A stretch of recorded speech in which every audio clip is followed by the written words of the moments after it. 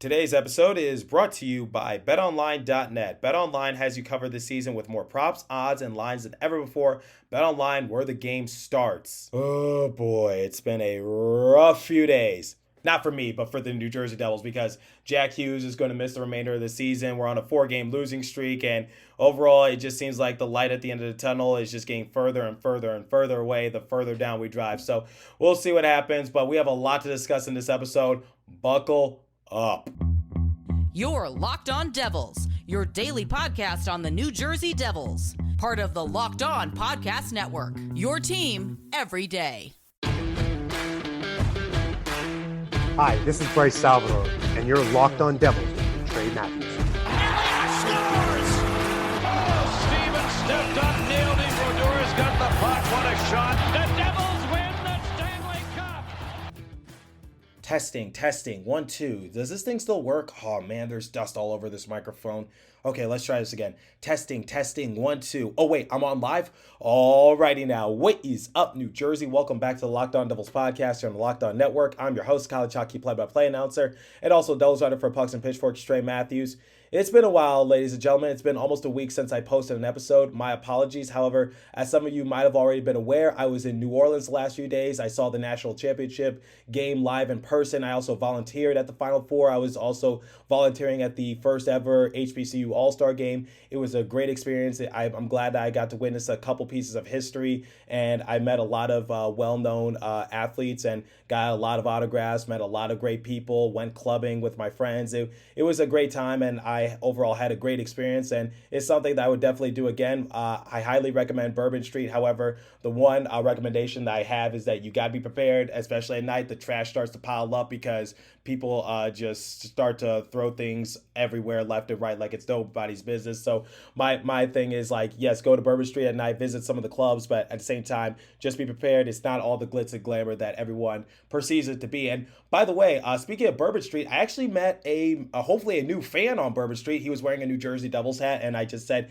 hey, I'm the host of Locked On Devils, and I'm a big Devils fan like you are. And, you know, we just talked Devils for a good 10 minutes, and hopefully he's a new listener. Hopefully he's tuning in. So once again, for that fan that I met on Bourbon Street, welcome to Locked On Devils, and here's my show, and hopefully you have a good listening experience or watching experience if you're watching on YouTube. But whatever the case might be, while I had a good time in New Orleans, the New Jersey Devils, they've been having a rough go at it. They are currently on a 4-game losing streak, and that is the least of our problems right now because Jack Hughes, it's been revealed that Hughes is going to miss the remainder of the season due to a knee injury that he sustained in the game. So his season is done. He competed in 49 games. He had 26 goals, 30 assists, 56 points, and a plus-minus of -16. That doesn't do him justice. He still had one hell of a season. He was an all-star. He participated in the breakaway challenge. This was his breakout year. Unfortunately, it was hindered by a couple of big injuries. Now, here's the thing. We only have 12 games remaining in the season, so I'm not sure if maybe if we had like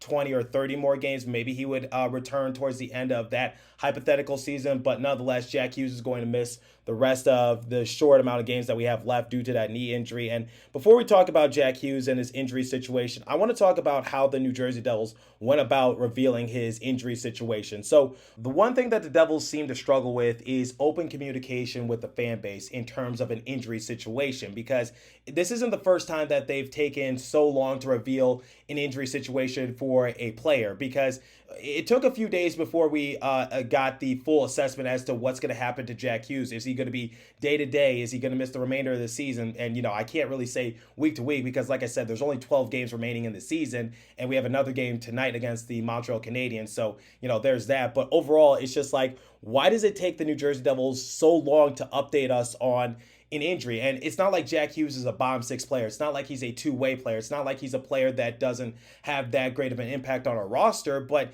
he's one of our focal points this season. He is the centerpiece for our future. He's arguably one of our best players on the team. I think you can make the argument for maybe like Jesper Bratt and maybe Dougie Hamilton once he starts to get his act together. But overall, it's just like Jack Hughes is obviously one of our best players, and yet you got us sitting on pins and needles, not giving us one single update as to what the injury situation is. It would be, you know, somewhat courteous if you just said we are still evaluating Jack Hughes' injury. He's going to be going to get an MRI. He's going to be getting an X-ray on his lower body just to see what's happening. They didn't even reveal which part of the body it was. They just said lower body injury. And, that's another thing that I want to talk to the Devils about. Like, why can't you have that open communication with the fan base and just give us a minor update as to what's going on with Jack Hughes? I'm not sure if this is a PR thing. I'm not sure if this is a trainer thing. Obviously, as a play-by-play announcer in the sport of hockey, usually I don't like to reveal injuries on air. I don't say like a player sustained this so-and-so injury. Usually I just leave that to the coaching staff. Usually I leave that to the trainers, PR, whatever the case might be, because it's not my responsibility to reveal the severity of a player's injury. But at the same time, it's just like, give a minor update, because that's what I do on air. I just say, looks like so-and-so player sustained this injury during the game, is heading back to the locker room. Haven't seen him or her on the ice for a long period of time, so I'll give you an update once I get one. But at the same time, it's just like, why can't you do that, Devils? Why can't you just give us a minor update as to what's going on with Jack Hughes? And, thank the Lord we got an update, albeit it wasn't the update that we wanted, but we got an update, but it did take a few days, and you had us sitting on pins and needles as to what's going to be happening to our star player. And then you have the audacity to just post about your practice. And this is not a knock to Amanda Stein, but Amanda Stein is tweeting out the line combinations for practice and says that she has no information on Jack Hughes, and all she could say is a lower body injury, and that she's going to talk to Lindy Ruff a little later. And now you're putting our reporters at a sort of an uncomfortable position, because they're going to be hounded by questions as to like what's happening with so-and-so player, and they don't really have an answer. So my thing is like, look, you don't have to go into detail as to what the injury is, but it would be at least courteous just to say, Jack Hughes has gone so-and-so to the hospital to get an MRI, X-ray. X-rays come out negative. He's going to be given an MRI, whatever the case might be. I'm not a doctor. I don't know what the order procedure would be for that case, but that's just an example that I would be, providing the Devils, which is, just having that open communication with the fan base, because I don't want to be sitting on pins and needles as to what's happening with our star player. Now, let's talk about Jack Hughes, because the biggest thing that I've been talking about Hughes in terms of his overall development and his overall impact is like, the biggest what if is, what if he was healthy throughout the entirety of this season, because he got injured in the second game of the year against the Seattle Kraken. He suffered a shoulder injury and he was out for an extended period of time, and he missed a significant amount of games. And I was just like, okay, him being named to the Olympic team, all-star, whatever case might be, completely out the door, because it's going to take some time for him to fully get back into his situation. And then once he came back, he was put at a winger position by Lindy Ruff. To this day, I don't know why that Lindy Ruff decided to do something like that. That made no sense. But overall, Jack Hughes was able to come into fruition. And like I said, he ended his season with 56 points in 49 games played. And it just sucks, because what if he played in 70 games or 75 games, just a little bit more games, so that way his points total can go up a little bit more. There's no ifs, ands, or buts about it. This was a breakout year for Jack Hughes. He completely took his game to another level. It just sucks that he couldn't reach his full potential this season, because he had to get shut down during the second game of the year, and then he also had to get shut down for the rest of the season just recently. So, it just sucks for his overall development, and in terms of him getting more recognition and attention that he deserves. But at the same time, Jack Hughes should be very proud of what he was able to do for the Devils, because he was able to get players like Sharon Govich out the ringer. He was able to just, make Sharon Govich change his overall approach to the game this season, because when Jack Hughes was out, Sharon Govich was sometimes out, but as a healthy scratch. He wasn't out due to injury. He was just out because his production wasn't there. And then once Jack Hughes returned, Sharon Govich reclaimed his position in the top six of our rotation. So that's another thing that people don't really talk about Jack Hughes or give him enough credit for, is that, despite him putting up his major stats and just making sure his numbers are good, he's also good at getting his teammates involved and also just making them better in overall production. So that's another question mark I have for Sharon Govich, which is, can he keep up the momentum without Jack Hughes? I think so far so good, but at the same time, it's just like there's still 12 games remaining in the season, so that is left to be said. But overall, Jack Hughes should be very proud of this season and his overall production. And another impressive thing is that Jack Hughes spent 0 times in the sin bin for the Devils. So he has never recorded a penalty this season. And despite how aggressive he plays the game, how fast he runs, how, he's not afraid to get his stick out there and just try to make a play for himself or his teammates, he didn't go to the sin bin. He didn't go to the penalty box. None of that. He was able to have a clean slate in terms of penalty minutes. So he should be very proud of his impact in that regards, and that should definitely not go unnoticed. But the only thing that I can say to Jack Hughes is just get better, get healthy, and come back with a statement next year, because I fully believe Jack Hughes will put his name into the Hart Memorial Trophy race. I think this kid is going places, and am I overstepping it? Maybe, but I am that confident in Jack Hughes and his overall development because, like I said, he participated in 49 games. He only played just a little more than half the games this season because, remember, we're back to an 82-game schedule, and he only participated in 49 games. Just imagine if he was in 75 games or 80 games, just missed a few games, not a long extended period of time, because his numbers would be, I'd say, like in the 70s or 80s or something like that. And this goes back to my prediction at the beginning of the year, because most betting websites, most scouts, they were saying that Jack Hughes would be anywhere from the 50 to 60 point range. And unfortunately, he finishes the season with 56 points. But at the same time, with inflation towards the games, he would be where I said he would be. I said Jack Hughes could get anywhere from 65 to 75 points. And I fully believe that. I am that confident in him. And unfortunately, after he sustained that shoulder injury early on in the season, I was just like, okay, my prediction might be out the door, because I don't think Jack Hughes is going to be that good once he returns, just because it's going to take him some time to recover and things of that nature. But I was wrong once again, and Jack Hughes almost made my prediction come true. I'm going to say this is a half correct prediction on my end, because I did say Jack Hughes would get anywhere from 65 to 75 points this season. I don't know the exact number I said because it was so long ago. I really got to start writing down my predictions. But overall, I said that Jack Hughes, he could potentially get anywhere from 65 to 75 points. And like I said, I think this is a half correct prediction on my end, because he would have gotten that with ease had he participated in more games and not gotten hurt. But that's just the biggest what if this season, and we're just going to have to deal with it. But I think come next year, Jack Hughes is going to take his game to another level, not just another level, but 2 levels up, because now he's going to come back fully healthy. Knock on wood, hopefully he doesn't sustain another major injury, so that way he is able to suit up next year from anywhere from 90 to 95% of the games. But like I said, great season for Jack Hughes, despite him only participating in 49 games. And if there's one thing that I have to describe about Jack Hughes and his overall development this season, 3 words: I have arrived. And I think everybody around the league is starting to realize that. So look out, Jack Hughes is coming for you, Connor McDavid. Overstepping.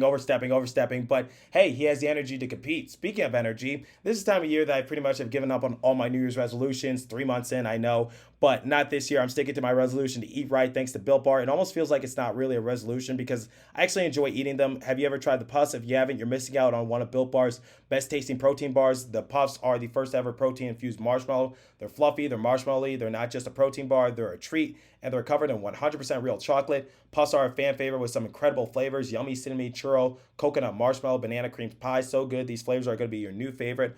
All Built Bars are covered in 100% real chocolate. Yes, Puffs included. 100% real chocolate. Low calorie, high protein. Replace your candy bars with these. They are better. A typical candy bar can be anywhere from 200 to 300 calories. Most Built Bars contain 130 calories, 4 grams of sugar, 4 net carbs, and 17 grams of protein. Compare that to any candy bar, which usually has around 240 calories, 30 grams of sugar, and dozens of net carbs.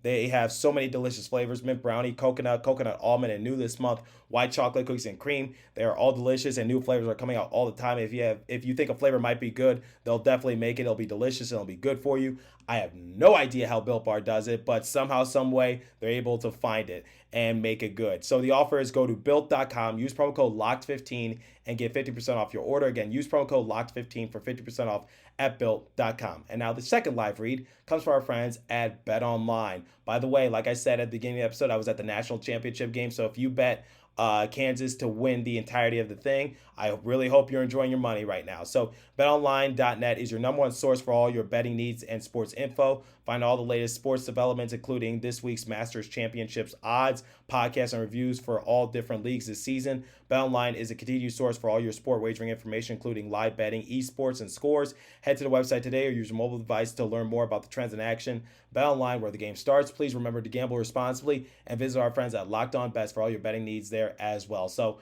I didn't really bet anything in terms of March Madness, but I did enter a few bracket tournaments, and I didn't even check my bracket because I got two of the four Final Four teams correct. Unfortunately, I got the championship game wrong. So Villanova failed me and Duke failed me, and Kansas ended up winning the whole thing. But I didn't even check my bracket. So if you won in your bracket league and you got some money, congratulations to you. Now, let's talk about the New Jersey Devils and where do they go from here. Well, overall, guys, there's really not much to be said about the Devils and their overall season because this season is pretty much over. Even though there's 12 games left, this is going to be a limp to the finish line, especially without Jack Hughes, especially without decent goaltending. The Andrew Hammett experiment has already failed, but like I said, he is a for now situation similar to Nico Dawes. They're meant to just save face. They're meant to just put up good production when need be. But overall, guys, I would expect a lot more losses for the Devils moving forward. Now, we are going against the Montreal Canadiens, so maybe that can even it out. But without our best player, without decent goaltending, seems like Lindy Ruff has lost the locker room. Without consistency in terms of special teams and defense, it just looks like the Devils are in the long run right now, and we're just limping towards the finish line because our game against the Boston Bruins was absolutely atrocious. We lost 8-1. That is unacceptable. I don't care if it's the Boston Bruins. I was not anticipating a Devils win, but I was expecting at least somewhat of a decent fight. It'd be one thing if we lost like 4-1, but losing 8-1, that's just unacceptable. And then against the Florida Panthers, yes, we were able to walk away with a point and went into OT, but I think I speak for all Devils fans because usually I'm satisfied if the Devils are able to walk away with a point from a game because, you know, it's better to walk away with a point than nothing. But at the same time, I couldn't care less about the point because the Devils blew a 6-2 lead going into the final period of regulation, and they completely got shut out in period number 3 by the Florida Panthers, who scored 4 goals on them. That is unacceptable. That cannot happen. And this goes back to my point, which is I think the locker room has been lost by Lindy Ruff, and it seems like he is on borrowed time because we've been talking about a lot of players like Pavel Zacha, PK Subban, a few other players who are potentially on borrowed time for the Devils, but it just seems like Lindy Ruff next year might be the final year of his contract, but I don't think the Devils are going to bring him back next season. I would anticipate a coaching change. I'll talk more about that later in a future episode, but for right now, I got to see how the Devils finish out the rest of the season, but it's not going to be good because right now we're on a 4-game losing streak. 2 of those 4 losses were terrible. 8-1 against the Bruins, 7-6 against the Panthers, 4-3 against the Islanders, 3-1 against the Rangers. I don't know what to say, especially that Islanders game. That was painful to see because Corey Schneider was able to shut the door on us, or, you know, not get a shutout, but he played pretty well. I hate when that happens. Fun fact that I'm sure you guys don't want to hear, that was Corey Schneider's first win since March 6, 2020 against the St. Louis Blues. So we're talking pre-COVID was the last time that Corey Schneider was able to get an NHL win, and it was against his former team nonetheless. That's just sad to see, and I just hate it when that happens for the Devils. Yes, that game was close, and yes, the Islanders were able to win by a goal. But at the same time, just the narrative going into that game and the narrative after the game was just painful to see. And I just couldn't believe my eyes as to what happened to the Devils. And like I said, guys, I really hope for the best for the Devils, but without Jack Hughes, without solid goaltending, and without everything else that I just listed, this is going to be a long limp to the finish line. And I wouldn't be surprised if we're going to go on another 8-game losing streak, quite honestly, because I just don't see the Devils having the firepower or the will anymore, nonetheless, to possibly just slug out a victory. And it's so hard to see. I know you guys have trouble watching it on TV. Trust me, I have trouble talking about it. But at the same time, it's just like this season was a complete failure towards the end of the year. I'm not going to say the season was a complete failure in general because some things were just out of our control, including injuries and COVID. But at the same time, it's just like, in terms of our overall expectations, like I said, the Devils would be a dark horse team, and now it looks like we're going to finish dead last in the Metropolitan Division. It looks like we're heading straight back to the lottery, so we'll see what happens. But overall, guys, this is going to be a long few weeks towards the finish line for the Devils once again. I hate being negative towards the Devils. I really do. But at the same time, I got to give my honest assessment, and for right now, the Devils, it just by judging by their body language and their overall effort at times. It just looks like the Devils have given up on the rest of the season. And as a result, it seems like Lindy Ruff has lost the locker room. And like I said, I'll talk more about Lindy Ruff and his overall job security towards the end of the year, maybe when the season is over and he does his he does his exit meeting interview, and I'll break it down. But I know Tom Fitzgerald was big on Lindy Ruff and just establishing with him at the beginning of the year that, you know, they want to start winning, and they want to start winning now. They're done with the rebuild and they want to compete. But is Lindy Ruff really the right person for the job? Because it just seems like this whole season was a huge roller coaster, because we started off pretty good at the beginning of the year. Then once Jack Hughes went down, we went down hard. And then after a Christmas break, we started to go up once again. And then we went right back down come mid-January. Then after the All-Star break, we went right up again, and we were able to have this huge surge of offense. And then Jesper Bratt and Jack Hughes were able to put the league on notice. And then once again, we've hit rock bottom. So it's been a roller coaster year for the Devils. And it sucks, because it seems like it's always been a roller coaster for these past few years. And I've gotten to the point where I've been saying, like, no win is a guaranteed win for the Devils, because right now we're the bottom tier of the league, along with the Montreal Canadiens and the Arizona Coyotes. And we got those two teams in our next three games scheduled. So we got the Montreal Canadiens today. So hopefully we could come out with a victory. But like I said, the last time we played the Montreal Canadiens, it went into a shootout and we were in a good position to win. Unfortunately, we blew it in the third period, and thank the Lord we were able to walk away with 2 points. But at the same time, that's not a team you should be competing closely with. And remember, Jack Hughes was able to have somewhat of a big game in our last matchup against the Canadiens. So there's another X factor to consider. And then against Arizona Coyotes, I believe the last time we played the Coyotes, Mackenzie Blackwood was in between the pipes for us, and that was his final game of the year. Then he re-aggravated his heel, and